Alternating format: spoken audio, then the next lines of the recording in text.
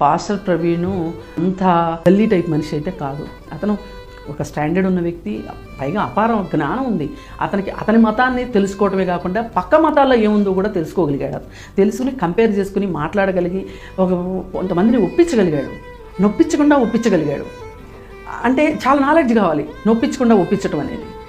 మరి అంత జ్ఞానవంతుడు, చాలామందికి అతను ఒక ఆత్మలాగా అయ్యాడు. మీ దగ్గర శక్తి ఉంది, మీరే శక్తివంతుడు, మీ శక్తిని మీరు ఎందుకు వృధా చేసుకుంటున్నారు అని ఒక రకంగా ఒక చిన్నపాటి అంబేద్కర్ లాగా అతను ఒక ప్రతిభ కలిగిన వ్యక్తిగా ఎదిగాడు.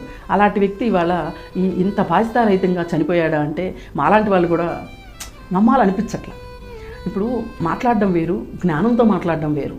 జ్ఞానంతో మాట్లాడాలి అంటే దానికి కాస్త శక్తి ఉండాలి, మాట్లాడటానికి వాక్శుద్ధి ఎట్లాగూ కావాలి. అలాగే జ్ఞానంతో మాట్లాడాలి అంటే స్టడీ ఉండాలి. అది చేశాడు. అందుకని మాలాంటి వాళ్ళకి గౌరవం అనిపిస్తుంది. ఏ మతాన్ని నమ్మని నేను కూడా అతని మతంలోకి సంబంధించిన వాళ్ళకి జీవితం మీద ఒక ఆసక్తిని, బతకడానికి ఒక ధైర్యాన్ని, అలాగే భవిష్యత్తు పట్ల ఒక ఆశని కలిగిస్తున్నాడు.